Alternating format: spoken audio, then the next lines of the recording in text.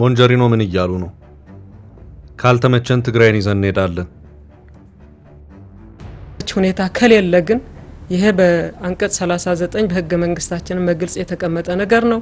ማንኛውም ብሔርና ብሔረሰቦች በጋራ ሆኖ ለመኖር የሚያስችል ሁኔታ የለም የሚል እምነት ካላቸው ድረስ ያው መብታቸው ነው ማለት ነው። ስለዚህ ከዚህ የተለየ ነገር ህወሓት ያደረገው ነገር የለም። ጀነራል ጻድቃን ደግሞ የለም ነገር ወዲ ነው፣ የግለሰቦችን ፍላጎት የህዝብ ፍላጎት አድርጎ የማቅረብ ስራ እየተሰራ ነው እያሉ ነው። ሞንጀሪኖ ካለችው ወይ ጌታቸው አሰፋ ካነሳው ወይ ደብረጽዮን ካነሳ ወይ ጦርነት ወይ ሰላም ትግራይን ሀገር እናደርጋለን የሚለው አንዳንድ የትግራይ ሊቃን ደግሞ ትግራይ ሀገር ነበረች እያሉ ነው። ከክርስቶስ ልደት በፊት ከ340 ዓመተ ዓለም ጀምሮ ትግራይ የሚባለውን አጠራር ተጀምሮ እስካሁን ከ3000 ዓመታት በላይ ትግራይ የሚባለውን ሀገር አካባቢ ራሱን በራሱን እያስተዳደረ ያለ። በዚህ ዙሪያ ያለውን አንድ ወሳኝ መረጃ እናደርሳችኋለን። በሌላ አቅጣጫ ደግሞ ነገር ሳይመጣ ለቃችሁ ጡም እየተባለ ነው። ይሄኛው ደግሞ ከወደ ሩሲያ ነው። ለአሜሪካና አጋሮቿ የተሰጠ ከባድ ማስጠንቀቂያ ነው። Conflict. Sergei Lavrov has issued a chilling warning to Marco Rubio to evacuate the US. ከሰሞኑ በአደገኛ ሚሳኤል ዩክሬንን ክፉኛ ያጋዩት ፑቲን ገና ምን አያችሁና የሚቀረኝ ነገር አለ፣ ይልቁንስ ሳይረፍድ የዩክሬንን መዲና ኪየቭን ለቃችሁ ጡ ብለዋል። ኪየቭ አልተረፈችም። Au moins 4 personnes ont été tuées et plus de 100 autres ont été blessées dans des bombardements russes massifs sur l'Ukraine. በንዴት ፊታቸው የጨፈገገው የዩክሬኑ ፕሬዝዳንት ቮሎዲሚር ዜሌንስኪ በባለፈው ጥቃት ጉድ ብለው ሳያበቁ የለም ሌላም ይቀራል ሰሞኑን ጠብቁን የሚል አጭር የማስጠንቀቂያ መልእክት ከሞስኮ ደርሷቸዋል።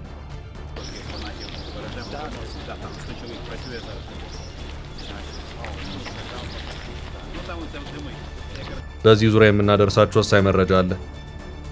በቅድሚያ የህወሓትና የትግራይን ወቅታዊ ፖለቲካ እናስቀድም። ዘመናዊ ንግድ ሱቅ በመርካቶ ተክለ ሃይማኖት ከ440 ሺህ ብር ቅድመ ክፍያ ወይም በ1.7 ሚሊዮን ብር ሙሉ ክፍያ ከ11 ካሬ እስከ ትላልቅ የካሬ አማራጮች ለሽያጭ አቀረብንላችሁ። ሱቆቹ የተንጣለለ ፓርኪንግ ጨምሮ ሁሉም የተሟላላቸው ዱባይ ሞል ስታንዳርድ ናቸው። በተጨማሪም በፒያሳ አራዳ ፓርክ ፊት ለፊት ከባለ 1 መኝታ እስከ ባለ 4 መኝታ መኖሪያ ቤትም ለሽያጭ አቅርበናል። ባለ 1 መኝታ በ3.9 ሚሊዮን ብር ሙሉ ክፍያ፣ ባለ 2 በ6.5 ሚሊዮን ብር፣ ባለ 3 መኝታ በ10.5 ሚሊዮን ብር ሙሉ ክፍያ አሊያም 10% ቅድመ ክፍያ በመክፈል ባለቤት ይሁኑ። የባንክ ብድርም አመቻችተናል። ሜሪት ፕሮፐርቲ። ለበለጠ መረጃ 0998 317677 ይደውሉልን።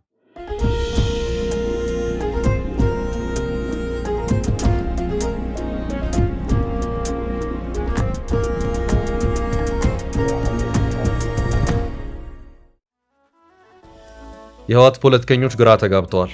ትግራይ ክልል ናት ወይስ ሀገር? በኢትዮጵያ ስር ናት ወይስ እውቅና የሌላት ዲፋክቶ ስቴት የሚለው ጉዳይ በትግራይ እያነጋገረ ነው። ከዚህ ባለፈም በጀትና ሌሎች ጉዳዮችም ጥያቄ ሆነው እየተነሱ ነው። የመንግስት ሰራተኞች ደሞዝ እየቆመ ነው። የጦርነት ከበሮውም ከፍ ብሎ እየተደለቀ ነው።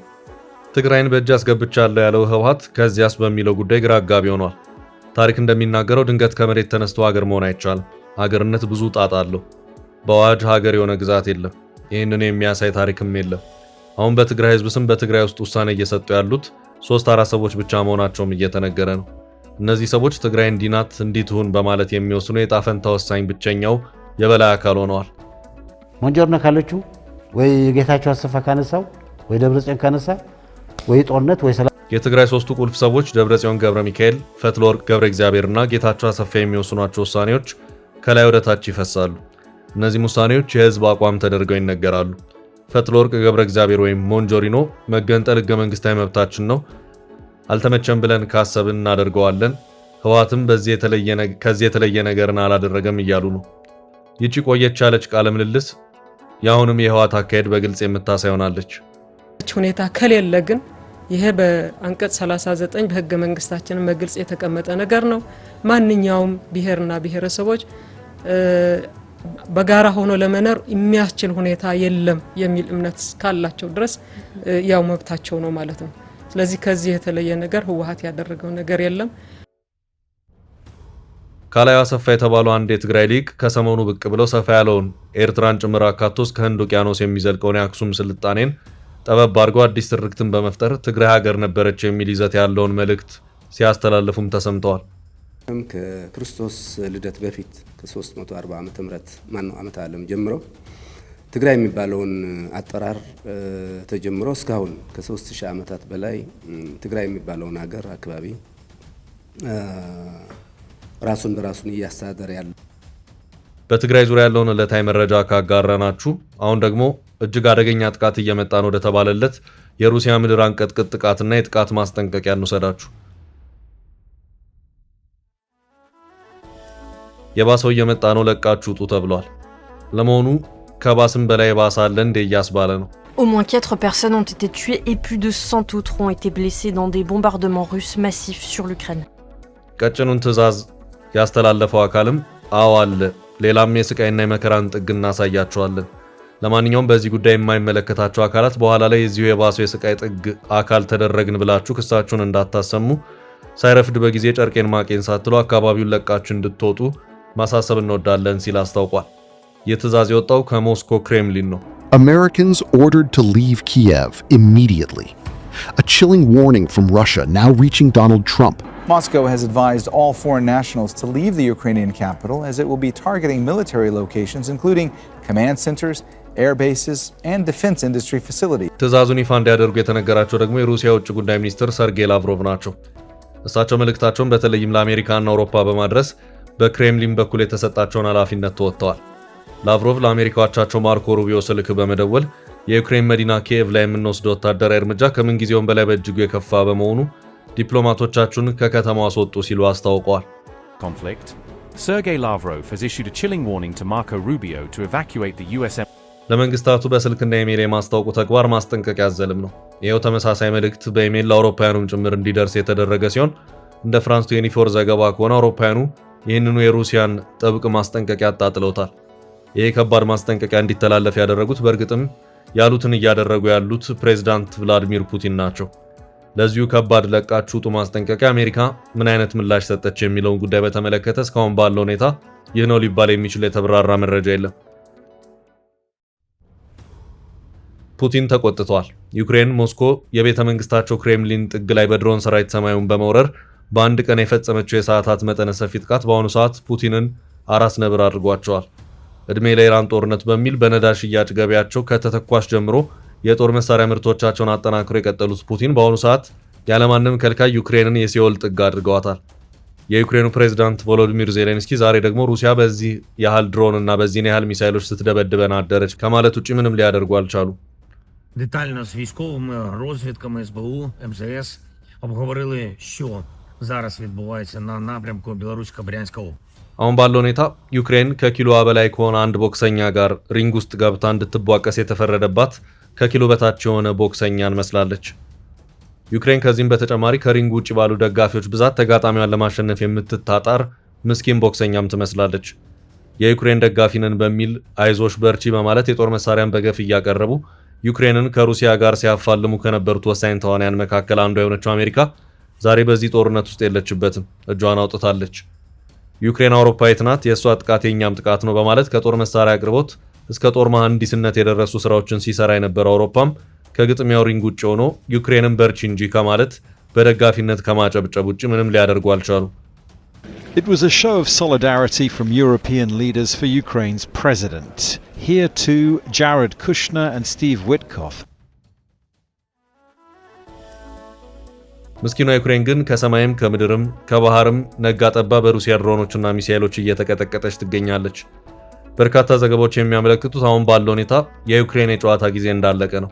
ዩክሬን በጦርነቱ ወቅት በነበረው የውጊያ መገፋፋት ሂደት ውስጥ በሩሲያ የተያዙብሽን ግዛቶች አምነሽ በመቀበል አስረክቢ ተብላለች። ይህንን ያሉት ደግሞ ዩክሬንን በጦር መሳሪያና በጦር መረጃዎች ስታግዝ የከረመችው አሜሪካ ፕሬዝዳንት የሆኑት ዶናልድ ትራምፕ ናቸው።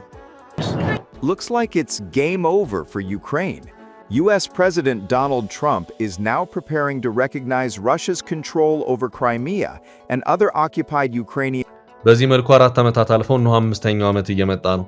አሁን ፑቲን ከዩክሬን እየጠየቁ ያሉት ሰፊ ግዛት ነው። የጦርነቱ መነሻ የነበረው ዩክሬን የኔቶ አባል ትሁን አትሁን የሚለው ጉዳይ ተረስቷል። ኔቶም ቢሆን በዶናልድ ትራምፕ የወረቀት ላይ ነብር በሚል በተደጋጋሚ እንዲዋረድ ተደርጓል። ለሩሲያ አስፈሪ ነው የተባለው የሰሜን አትላንቲክ ጦር ቃል ኪዳን ኔቶ በዋና ደጋፊውና አስተባባሪ አሜሪካ አማካይነት በዚህ ደረጃ መዋረዱ የኔቶ አባል ልሁን በማለቷ በዚህ ደረጃ በሩሲያ ዋጋ እንድትከፍል ለተደረገችው ዩክሬን ሌላ ህመም ነው። አሁን የኔቶ ጉዳይ ተረስቶ እንዴት ከዚህ አጣብቂኝ ጦርነት ልውጣ የሚለው ጉዳይ ለዩክሬን የራስ ምታት የቤት ስራው ነው እንደቀጠለ ነው። ፑቲን ግዛትሽን አስረክቢና ፈርመሽ ውጪ እያሉ ነው። አሁን ዩክሬን ለሩሲያ ፈቅደሽ ስጪ የተባለችው ሰፊ ግዛት በራሷ በሩሲያ እጅ ያለ ነው። ባለፉት 4 ዓመታት በነበረው ውጊያ ሩሲያ ከዩክሬን የነጠቀችውን ሰፊ ግዛት ዩክሬን አምና በመቀበል በስምምነትና በፊርማዋ ታጽናለን የሚለው ጥያቄ በሩሲያ በጽናት እየተጠየቀ ነው። አውሮፓም ለዩክሬን ድጋፍ በመስጠቱ በኩል የተሰላቸው ነው ይታያል። በሞቅታ የተጀመረው ድጋፍ በአሁኑ ሰዓት የአውሮፓን ኢኮኖሚ እየበላው በመሆኑ ዩክሬንን በተመለከተ የአውሮፓና የአሜሪካ መሪዎች በየጊዜው እየተሰበሰቡ ከመምከር ውጪ ይህ ነው ሊባል የሚችልን ጠብ የሚል ውጤት ሊያመጡ አልቻሉም።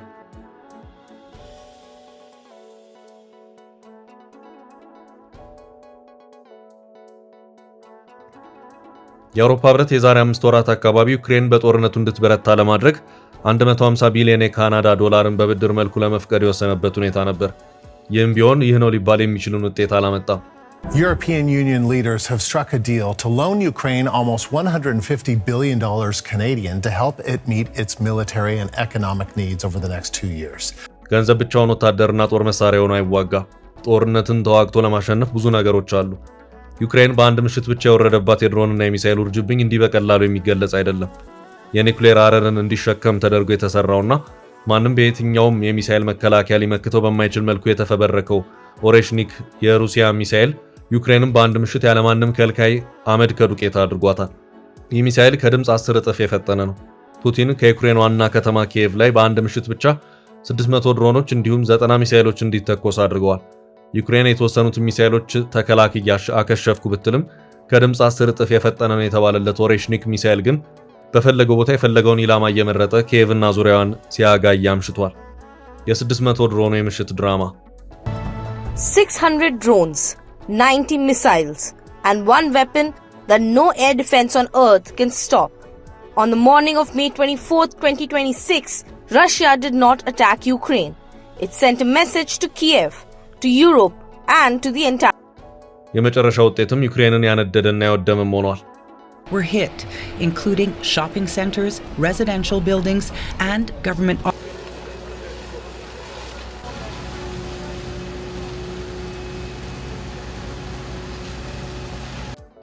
ነገሮች በዚህ መልኩ በከባድ አዙሪት እንደቀጠሉ ነው።